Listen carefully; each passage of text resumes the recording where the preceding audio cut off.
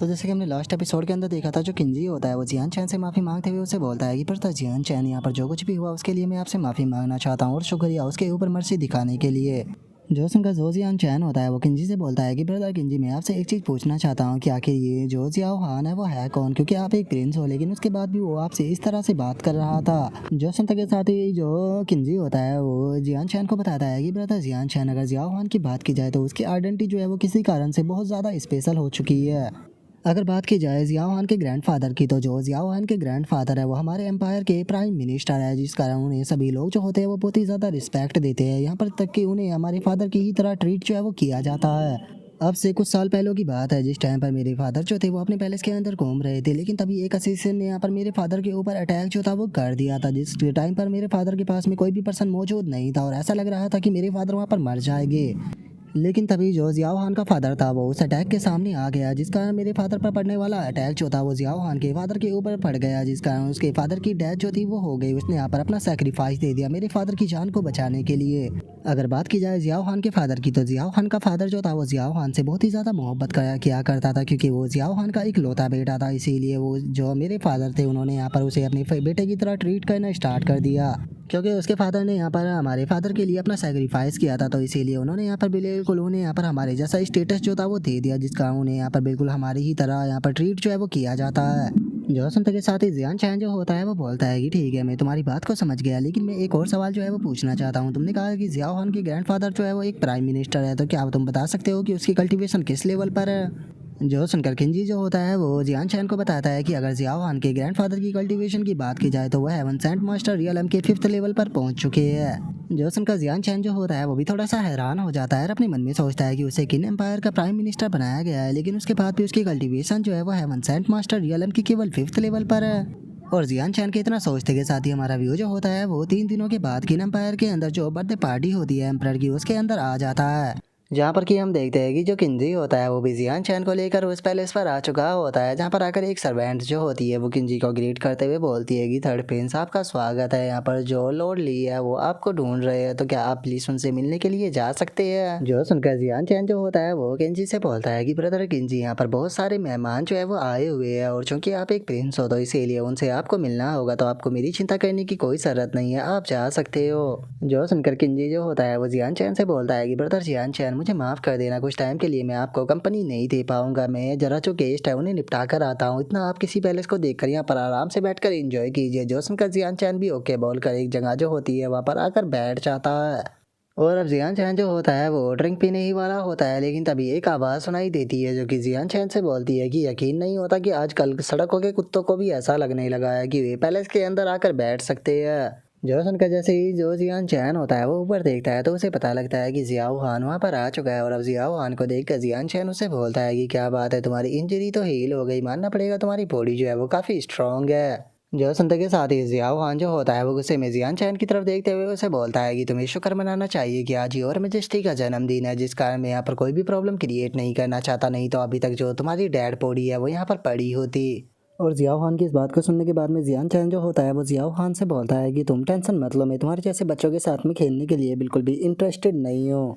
और जियान चैन की इस बात को सुनने के बाद में ज़ियाओ खान जो होता है उसे उसके ऊपर बहुत ज़्यादा गुस्सा आने लगता है, लेकिन इससे पहले कि वो कुछ कर पाता तभी एक आवाज़ सुनाई देती है जो कि चिल्लाते हुए बोलता है कि जो योर मेजेस्टी है वो यहाँ पर आ चुके हैं। और अब उसके इतना बोलते के साथ ही हम देखते हैं कि जो एम्परर होता है वो किंजी और अपने एक सलाहकार के साथ में वहाँ पर आने लगता है, जिसे देखने के बाद में सभी के सभी लोग जो होते हैं वो भी एम्परर को रिस्पेक्ट देने लगते हैं। जो देखकर एम्परर जो होता है वो हंसते हुए सभी लोगों से बोलता है कि जैसा कि आज मेरा 50वां जन्मदिन है, तो आप सभी लोगों का बहुत बहुत शुक्रिया यहाँ पर आने के लिए, तो आप सभी लोग जो है वो यहाँ पर आराम से पार्टी को एंजॉय कीजिए। और उसके इतना बोलते के साथ ही अब जो ज़ियाओ हान होता है वो अपने गिफ्ट को निकालते हुए अपने मन में सोचता है कि कल तुमने सभी प्रिंसेसियों के सामने मेरी बेइज्जती जो थी वो कराई थी, तो आप देखो मैं तुम्हारे साथ में यहाँ पर क्या करता हूँ, मैं तुमसे अपनी हर एक चीज़ का जो है वो अब यहाँ पर बदला लेने वाला हूँ, मैं तुम्हें सभी लोगों के सामने जो है वो इतना ज़्यादा बेइज्जत कराऊंगा कि तुम्हें खुद ये पहले जो है वो छोड़कर जाना पड़ेगा।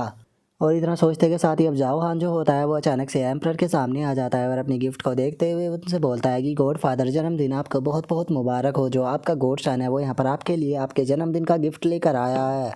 और इतना बोलकर जो ज़ियाओहान होता है वो अपने द्वारा लाया गया गिफ्ट जो होता है वो वहाँ पर खड़ा हुआ जो सलाहकार होता है उसे दे देता है। जो देख कर एम्पर जो होता है वो हंसते हुए बोलता है कि जल्दी से मेरे गॉडसन का जो गिफ्ट है उसे ओपन करो, क्योंकि मैं खुद देखना चाहता हूँ कि आखिर मेरे गॉडसन ने मुझे क्या गिफ्ट किया है।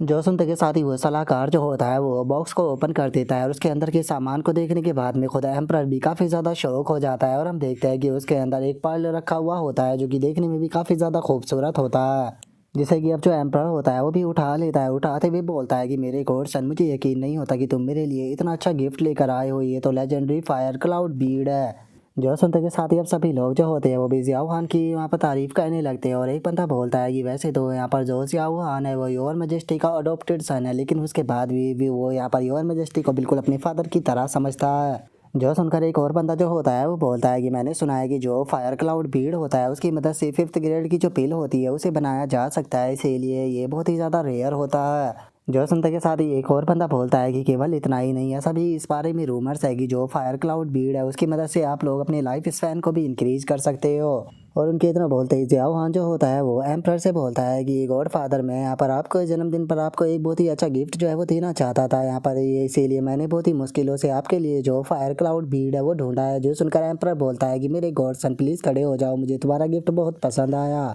जो सुनते के साथ ही ज़ियाओ खान जो होता है वो एम्प्रर से बोलता है कि गॉड फादर, कल जिस टाइम पर मैं जो थर्ड प्रिंस है उनके रूम के अंदर गया था तो वहाँ पर मैंने देखा कि वे लोग जो थे वो यहाँ पर आपका जो जन्मदिन था उसके गिफ्ट देने की बातें कर रहे थे। और अगर बात की जाए थर्ड प्रिंस के दोस्त की तो उसके पास में एक बहुत ही अच्छा गिफ्ट है और मैंने सुना है कि वो अपना गिफ्ट आपको देना चाहता है और उसका गिफ्ट यहाँ पर सबसे ज़्यादा बेहतर होने वाला है। जो सुनते के साथ ही जो एम्प्रर होता है वो भी थोड़ा सा हैरान होते हुए बोलता है कि मैंने नहीं सोचा था कि ये लोग जो है वो मेरे जन्मदिन के लेकर इतना ज़्यादा सीरियस हो गए और इस तरह से तैयारी कर रहे होगे। और इतना बोलकर वो किन्जी की तरफ देखते हुए उससे बोलता है कि मेरे बेटे मुझे बताओ क्या कि तुम्हारा वो फ्रेंड कौन है। जो संता के साथ ही अब जो किन्जी होता है वो भी थोड़ा परेशान होने लगता है और वो अपने मन में सोचता है कि मैंने नहीं सोचा था कि ये बास्टर्ड ज़ियाओ खान जो है वो इस तरह से यहाँ पर ब्रदर जियान चैन के लिए प्रॉब्लम क्रिएट करेगा। अगर मुझे पहले इस बारे में पता होता तो मैं पहले ही ट्रेजर हाउस से कोई अच्छा सा ट्रेजर जो है वो ब्रदर जियान चैन को दे देता, लेकिन अब मैं क्या करूँ। और किंजी ये सोच ही रहा होता है तभी जो ज़ियाओ खान होता है वो जियान चैन की तरफ इशारा करते हुए एम्पर से बोलता है कि योर मेजेस्टी, यहाँ पर आने से पहले मैं जियान चैन से मिला था, वो देखिए वो बंदा जो है वो वहाँ पर बैठा हुआ है। और उसके इतना बोलते के साथ ही अब जो जियान चैन होता है वो भी उठकर वहाँ पर आने लगता है। जो देखने के बाद में जो किंजी होता है वो अपने मन में सोचता है कि नहीं, ये बिल्कुल भी सही नहीं है, मुझे ब्रदर जियान चैन के लिए यहाँ पर बोलना होगा, चाहे फादर इसके लिए मुझसे नाराज हो जाए, लेकिन मैं ब्रदर जियान चैन की यहाँ पर डिसरिस्पेक्ट होने नहीं दे सकता। और इतना सोचकर जो किंजी होता है वो अपने फादर से बोलता है कि फादर, आप लोग जो है वो गलत समझ रहे हो, ब्रदर जियान चैन जो है वो बस कल मुझसे यहाँ पर नॉर्मली मिलने के लिए आया था, ऐसा कुछ भी नहीं है। और उसके इतना बोलते के साथ ही जो जियान चैन होता है वो आकर किंजी को रोक देता है और किंजी को रोकते हुए उसे बोलता है कि ब्रदर किंजी, आपको पैनिक होने की कोई ज़रूरत नहीं है, मैं खुद इस मैटर को संभाल लूँगा। और इतना सोचते के साथ ही जो जियान चैन होता है वो अपने पास से एक बॉक्स निकाल लेता है और बॉक्स को निकालते हुए एम्पर को देते हुए उसे बोलता है कि और मेजेस्टी, मेरा नाम जियान चैन है और मैं थर्ड प्रिंस का दोस्त हूँ और मैंने सुना कि आपका जन्मदिन है, तो इसीलिए मैं यहाँ पर थर्ड प्रिंस की तरफ से आपके लिए ये जन्मदिन का गिफ्ट जो है वो लेकर आया हूँ।